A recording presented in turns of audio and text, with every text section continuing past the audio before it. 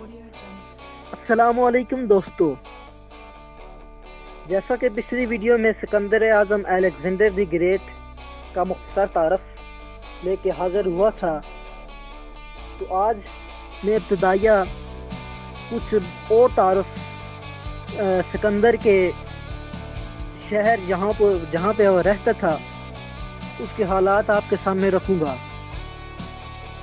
तो स्टार्ट करते हैं आज की वीडियो।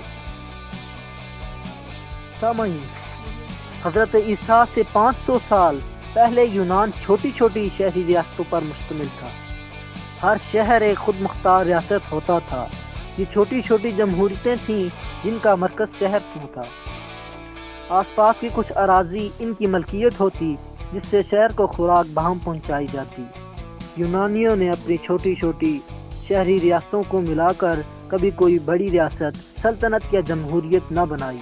वो एक दूसरे के इक़्तिदार से आज़ाद रहते, लेकिन इनमें बाहमी रकाबत रहती, जिसका नतीजा अक्सर जंग की सूरत में बरामद होता। इस इख्तलाफ के बावजूद इन शहरी रियासतों में बहुत सी चीज़ें मुश्तरक भी थी। इनकी ज़बान एक थी, तमद्दुन एक था और एक मज़हब था। इनके मज़हब में बहुत से देवी जोता थे। वो हुस्न की पुरसतिश करते थे। यूनानियों के खदोखाल खूबसूरत और जिस्म तवाना होते थे। वो मुख्तलिफ खेलों और दौड़ों का इंतज़ाम किया करते थे। ओलंपस पहाड़ पर ये खेल बहुत बड़े पैमाने पर होते। आज के ओलंपिक खेल इन्हीं यूनानी खेलों के नाम पर मुनक्किद किए जाते हैं। यूनान की शहरी रियासतें एक दूसरे से अलग थलग रहती थी। सिर्फ खेलों या दीगर इज्तिमाआत के मौके पर आपस में मिलती थी, वरना अक्सर लड़ती झगड़ती रहती थी। लेकिन अगर कोई बैरूनी हमला होता तो सब इसके मुकाबले में मुत्तहद हो जाते। यूनान पर पहला बैरूनी हमला ईरानियों ने 490 कब्ल मसीह में किया। ईरानी फौज एथेंस के करीब मैराथन के मुकाम पर उतरी। ईरानी सल्तनत की धाक बैठी हुई थी।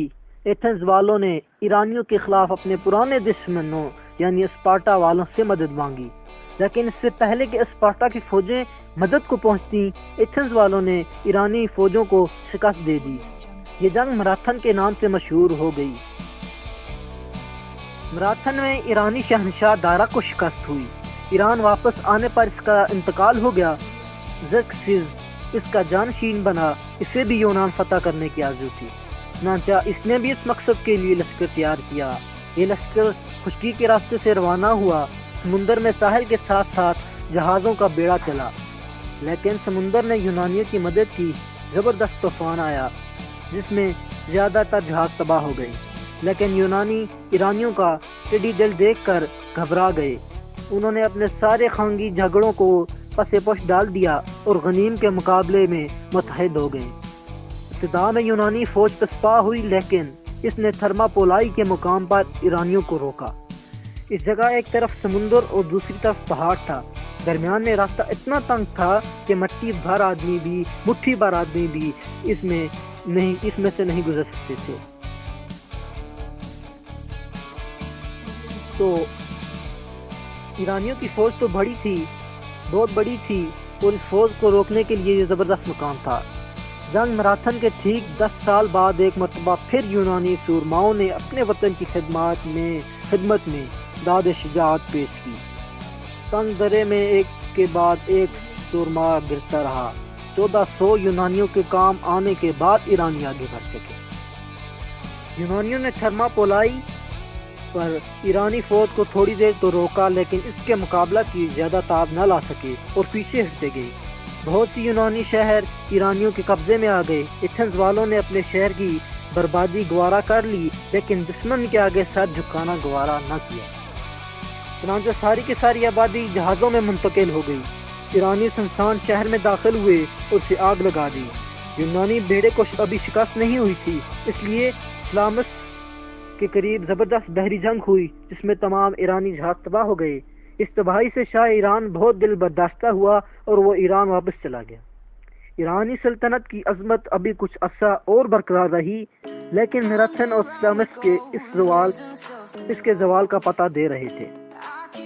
تو دوستو یہ ہے آج کی مختصر سی ویڈیو، انشاءاللہ کنٹینیو یہی سے کروں گا. اپنی دعاؤں میں یاد رکھیے گا. انشاءاللہ نیکسٹ ویڈیو لے کے حاضر ہوں گا. اللہ حافظ.